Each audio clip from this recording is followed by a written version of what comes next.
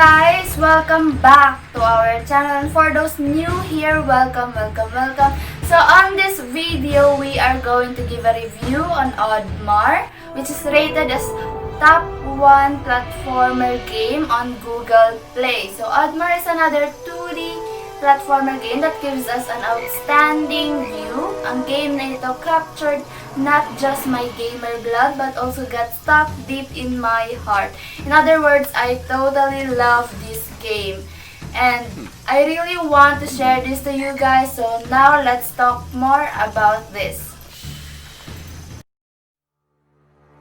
You do not deserve a place in Valhalla, Oddmar. One last chance is given to you, so that you may redeem yourself.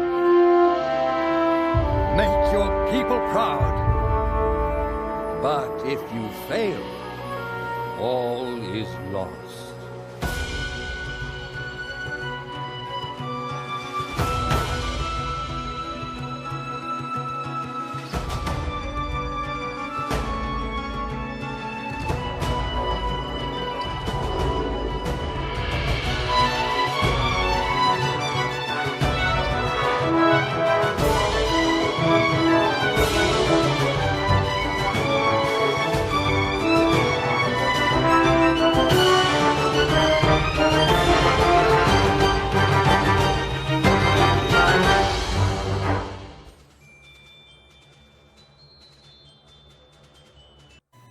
The game graphics are super duper superb, nakaka-speechless siya. It looks really good from its places, characters, things, and even the coin count, which is the glowing triangle and a big circle that also glows more than the triangle. It is very captivating in my eyes.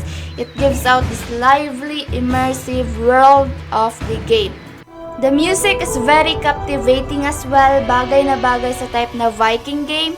It makes me remember the movie of How to Train Your Dragon, basing on its music, which that movie is also about Vikings.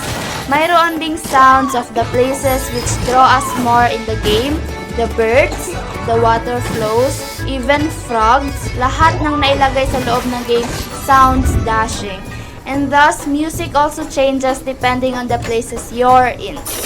Oddmar itself also has sound, or thus shows reactions, like when we fall, he screams, we jump, landed sound, and all things we do. Sometimes Oddmar also shouts his nation, Valhalla! Which sa pagkakaalam natin is ginagawa talaga nila yan as a proclaimed Vikings. The controls aren't that hard to use even for me who prefers big screen, thus uses an emulator. We can on and off the controls in our screen, which means if we enable the on-screen controls, magiging visible siya inside the game. We got this arrow shows left and right to go on our way, thus we also have this axe button to attack and also a mushroom button to jump high, and an arrow down, which also makes us use Oddmar shield to take the underpath. If off screen, it won't also be a problem since there's this hand who shows tutorials on how we should take action.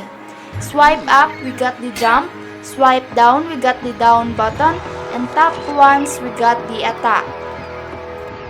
Lastly, the story. I wouldn't like to give out spoilers on this one since it's so good that I prefer to make it suspense. So I will just tell you brief summarized storyline on this. Oddmar is a Viking hated by his co-villagers, and so kailangan niyang i-prove ang kanyang sarili by taking these different tasks, and thus isang fairy ang tumulong sa kanya, although the help requires a price to pay, which we will know what price that is along the way of our game. Discover your true power with magically imbued weapons and shields. Furthermore, mayroon din tayong cutscenes of the game, which shows the comic type, and thus mayroon ding face reactions of the character depending on the scene. Immerse yourself in an epic Viking story animated as a motion comic. Along with this, a narrator. Oddmar had found a great friend in the boar. which is really a huge asset of the game since the narrator is absolutely good and makes you love more the game. A big thumbs up whoever this person is behind this that makes the game look more alive. I totally love the cutscenes.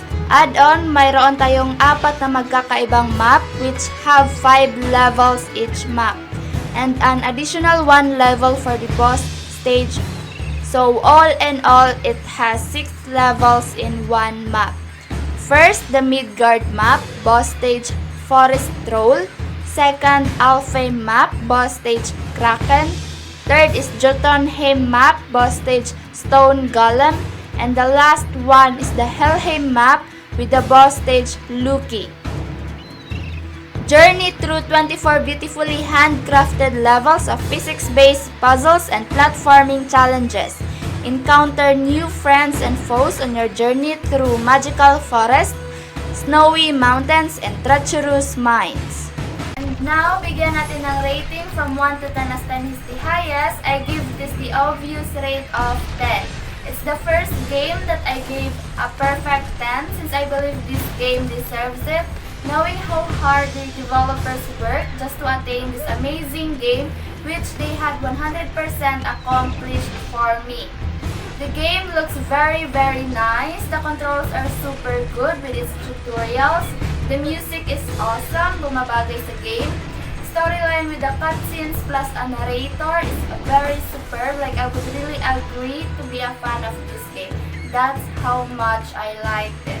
Now, do give yourself a favor, guys, and try this game as well. I assure you this would really be a good experience in the gaming world if you also love platformer games. You won't regret downloading this on your Play Store or App Store, which is also free. Ang game ratings ay mostly positive with many 5 stars. Perfect rating in the Play Store, which gives the players fun and laughable moments, which I also experienced because I laughed on the part of cutscenes, and yes, this is absolutely a great game. Okay, if you enjoyed this, hit that like button and share to your friends as well. Also subscribe to our channel to tune up all our upcoming videos. Until next time, this is Renchan, your official guide to everything awesome in the video game world. I will see you again next time. I hope you had a great time.